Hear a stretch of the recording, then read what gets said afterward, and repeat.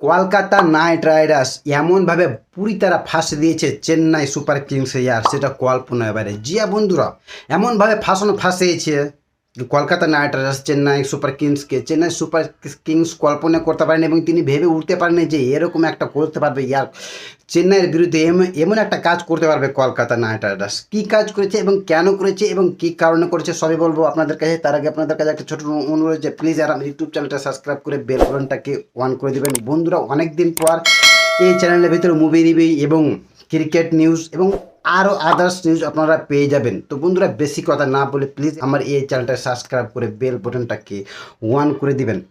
তো বন্ধুরা, কিছুদিন আগে তো আপনারা একটা নিউজ শুনেছিলেন যে চেন্নাই যে রাজস্থান রয়্যালস থেকে ইয়ার সঞ্জু স্যামসন আর খেলছে না। জিয়া বন্ধুরা, তিনি বরাবরই বলে দিয়েছে যে আমি আর থাকছি না। তিনি নিজেকে সেখানে সে আনকমফর্টেবল মনে করছে এবং সেই জন্য তিনি আর বলেছে, সরাসরি বলে দিয়েছে রাজস্থান রয়্যালসকে যে ভাই যে করে হোক আমাকে সেখান থেকে, বা আমি আর তার রাজস্থান রয়্যালস টিমে থাকছি না। জিয়া বন্ধুরা, তিনি স্পষ্ট ভাষায় জানিয়ে দিয়েছে।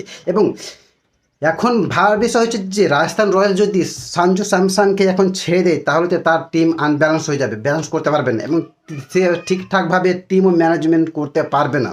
যেহেতু সঞ্জু স্যামসন একটা টপার ব্যাটসম্যান, উইকেট কিপার, একদম টপ লেভেলে ব্যাটসম্যান, সেই জায়গায় তাকে যদি এখন ছেড়ে দেওয়া হয় তাহলে তো তার টিম পুরোপুরি একদম ফেঁসে যাবে। এবং যদি দেখে যে টিম ইলেভেনে একদম একটা ইন্ডিয়ান টিমের দরকার আছে, সেই জায়গায় টপ অর্ডারের ইন্ডিয়ান টিমের দরকার আছে, সেই জায়গায় যদি সঞ্জু স্যামসনকে এখন রিলিজ করে দেয় তাহলে তো তার টিম একদম পুরোপুরি আনব্যালেন্স হয়ে যাবে। সেই জন্য তিনি সঞ্জু স্যামসনকে এখন তাড়াহুড়ো করে ছাড়ছে না। যে বন্ধুরা, এবং এরই ফাঁকে চেন্নাই সুপার কিংস তিনি কী করেছে, এরই ফাঁকে চেন্নাই সুপার কিংস একটা রাজস্থান রয়্যালসকে একটা অফার দিয়েছে যে তুমি যে টাকাটা সঞ্জু স্যামসনকে দিয়েছো সেই টাকাটা আমার কাছ থেকে ওয়াল ব্যালেন্স নিয়ে নাও। জি বন্ধুরা, তারপর এর মাঝে তুমি যে টাকাটা দিয়েছো, নাকি 18 কোটি টাকা দিয়েছিল সঞ্জু স্যামসনকে, সেই 18 কোটি টাকা চেন্নাই সুপার কিংস রাজস্থান রয়্যালসকে দিচ্ছে যে তুমি 18 কোটি টাকা নিয়ে নাও এবং সেই তার দৌলতে আমাকে সঞ্জু স্যামসনকে দিয়ে দাও। কিন্তু সেই একই টপিক যে রাজস্থান রয়্যালসের টিম ম্যানেজমেন্ট বলছে যে যদি আমরা সঞ্জু স্যামসনকে এমনি দিয়ে দিই আর আমাদের টিম ইলেভেনে যদি আমাদের ইন্ডিয়ান টিমে একটা দরকার পড়ে সেই জায়গায় আমরা কাকে নেব, টপ অর্ডারের ব্যাটসম্যান তো আমরা সেই জায়গায় পাবো না। এবং সেই জন্য তিনি চেন্নাই সুপার কিংসকে সঞ্জু স্যামসনকে দিচ্ছেন। এর মধ্যে রাজস্থান রয়্যালস বলছে যে তুমি চেন্নাই সুপার কিংসকে তোমাদের মধ্যে ঋতুরাজ গায়কোয়াড়, শিবম দুবে, না হয় জাদেজা, এই তিনজনের মধ্যে একজনকে দিয়ে দেয় এবং বাকি যে টাকাটা থাকবে এই টাকাটার মধ্যে তারা ম্যানেজ করে নেবে। কিন্তু চেন্নাই সুপার কিংস একটাই কথা বলে দিয়েছে, একটা গার্ড দিয়ে দিয়েছে যে আমরা এই তিনজনের মধ্যে কাউকে রিলিজ করবো না, কাউকে আপনাকে দেবো না, আপনি শুধু আমাকে দেবেন। কারণ যেহেতু সঞ্জু স্যামসন রাজস্থান রয়্যালে থাকতে চাইছে না, সেই জায়গায় চেন্নাই সুপার কিংস বলছে যে আমি আর এই তিনজনের মধ্যে কাউকে দেবো না। এবং রাজস্থান রয়্যাল বলছে যে আমিও এখন সঞ্জু স্যামসনকে রিলিজ করব না, যেহেতু আমার টিম আনব্যালেন্স হয়ে যাবে, সেই জায়গায় আমি আর রিলিজ করব না। কিন্তু এরই ফাঁকে কলকাতা নাইট রাইডার্স একটা গোল দিয়ে দিয়েছে। জিয়া বন্ধুরা, আপনারা তো সকলেই জানেন যে 2024-এ কলকাতা নাইট রাইডার্স একজন চ্যাম্পিয়ন টিম, কিন্তু 2025-এ এমনভাবে সেই টিমটা কাচড়া হয়েছে কি কল্পনার বাইরে। সেই জায়গায় টপ অর্ডার ব্যাটসম্যান নেই, একটা ভালো উইকেট কিপার নাই, ভালো একটা ক্যাপ্টেন নেই। অজিঙ্ক্য রাহানে ক্যাপ্টেন্সি করেছে কিন্তু টি-20 সেরকম ক্যাপ্টেন তিনি ভালো ফরম্যাটে নাই। যেমন তার সেরকম রেকর্ডে নেই যে টি-20 ক্যাপ্টেন্সি সেইভাবে করতে পারবে। কিন্তু সেই জায়গায় আপনি যদি দেখেন যে সঞ্জু স্যামসন যদি কলকাতা টিমে আসে, একদম টপ অর্ডার ব্যাটসম্যান, একদম হিটার ব্যাটসম্যান সঞ্জু স্যামসন এবং একদম ভালো উইকেট কিপার। এবং আর এক তরফে দেখবেন যে কলকাতা নাইট রাইডার্সে সেরকম ক্যাপ্টেন নেই, কিন্তু সেই জায়গায় সঞ্জু স্যামসন ভালো ক্যাপ্টেন্সি করতে পারবে। জিয়া বন্ধুরা, এরই ফাঁকে কলকাতা নাইট রাইডার্স রাজস্থান রয়্যালসকে একটা ভালো অফার দিয়েছে। ভালো অফার বলতে চেন্নাই সুপার কিংসের থেকে 100 গুণ বেটার দেন কি বলে যে অফারটা দিয়েছে। এবং সেই অফারটা কি হচ্ছে, এই অফারে চেন্নাই সুপার কিংস একদম বকলে গিয়েছে যে ভাই তুমি আমার মাঝে কি করে আসতে পারলাম, মানে তুমি আমাকে এত বড় ধোকা দিলা। আমি যেহেতু সঞ্জু স্যামসনের পিছে এতদিন থেকে লেগে আছে, তুমি এর ফাঁকে তুমি চলে আসলা। তো কি বলেছে যে কলকাতা নাইট রাইডার্স অফারটা কী দিয়েছে, কলকাতা নাইট রাইডার্স অফার দিয়েছে যে রঘুবংশী, জিয়া বন্ধুরা, রঘুবংশী এবং রমনদীপ সিং এই দুইজনের মধ্যে একজনকে তুমি নিয়ে নাও।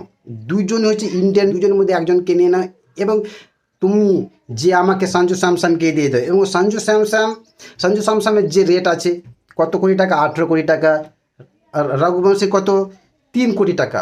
তো 15 কোটি টাকা ওয়ার্ল্ড ক্যাশ আমি আপনাকে দিয়ে দিচ্ছি। রাজস্থান রয়্যালসকে বলছে কলকাতা নাইট রাইডার্স যে 15 কোটি টাকা আমি দিয়ে দিচ্ছি, 3 কোটি টাকা, 3 কোটি টাকার ইয়ে রঘুবংশীকে আপনি নিয়ে নেন। আর আপনারা জানেন যে রঘুবংশী কীরকম একটা ব্যাটসম্যান, তিনি নিজেকে লোহা মানিয়ে দেখেছে এবং তিনি নিজে টিম 11-এ তিনি তার নিজের জায়গাটা তিনি ধরে রাখতে পেরেছে, এবং তিনি যেভাবে হিটম্যানস একটা ব্যাটার কল্পনা পারে, তার যে এরকম এজ এবং এজ হিসাবে তিনি যেভাবে খেলছে একদম টপ লেভেলে, হয়তো সে এখন চান্স পাচ্ছে না, কিন্তু তিনি কলকাতা নাইট রাইডার্স যখনই তার প্রয়োজন পড়েছে সে সব সময় তিনি কলকাতা নাইট রাইডার্স হয়ে তিনি খেলেছে এবং যেমন তেমন রান একদম ভালো রান করেছে। সেই জায়গায় একটা ভালো ব্যাটসম্যান, এবং একদিকে অপর দিকে রাজস্থান রয়্যালসের যে ব্যাটসম্যানগুলো ছিল সেই ব্যাটসম্যানগুলো ইয়ার স্পিনারের বিরুদ্ধে সেরকম তারা খেলতে পারছিল না, তারা বেশিরভাগটাই উইকেট হারিয়েছে। এবং এবং একদিকে রঘুবংশী কিন্তু স্পিনারকে ভালো খেলে, যে বন্ধু স্পিনারকে তাবড়তোড় ভালো খেলে, একদিকে এটা তো ভালো হচ্ছে। এবং অন্যদিকে রমনদীপ সিং তিনি হচ্ছে মিডলম্যান, মানে অলরাউন্ডার একদম ভালো ব্যাটসম্যান, তারা তো প্রচুর একদম হিট আছে, রমনদীপ সিং এর হাতে প্রচুর মার আছে জিয়া বন্ধুর। কিন্তু এই দুইজনের মধ্যে আমার মনে হয় না যে রমনদীপ সিংকে নিবে, কারণ রমনদীপ সিংকে এখন বেশিরভাগটা ইয়ার বলে ব্যবহার করে না, ব্যাটিংয়ে ব্যবহার করা হচ্ছে। এবং রঘুবংশীর ওয়াপারটা ইয়ার রাজস্থান রয়্যালসকে ভালো লেগেছে জিয়া বন্ধু, রাজস্থান রয়্যালসকে রঘুবংশীর ওয়াপারটা ভালো লেগেছে, এবং 3 কোটি টাকা টপ অর্ডার ব্যাটসম্যান রঘুবংশী ও সঞ্জু স্যামসন যেহেতু সেখানে থাকতে চাইছে না, তার দৌলতে কলকাতা নাইট রাইডার্সকে ইয়ার সঞ্জু স্যামসনকে দিয়ে দিবে, এবং সেই জায়গায় রঘুবংশীকে তারা নিয়ে নিতে পারে যতদূর সম্ভব, কারণ 3 কোটি টাকা দিয়ে দেবে। আর রঘুবংশী যদি 3 কোটি টাকাতে যদি এখনও অপশনে যায় তাহলে তো 3 কোটি টাকার উপরেই তার অপশন বড়ি লাগবে জিয়া বন্ধুরা, নো ডাউট, এর মধ্যে কোনো সন্দেহ নাই।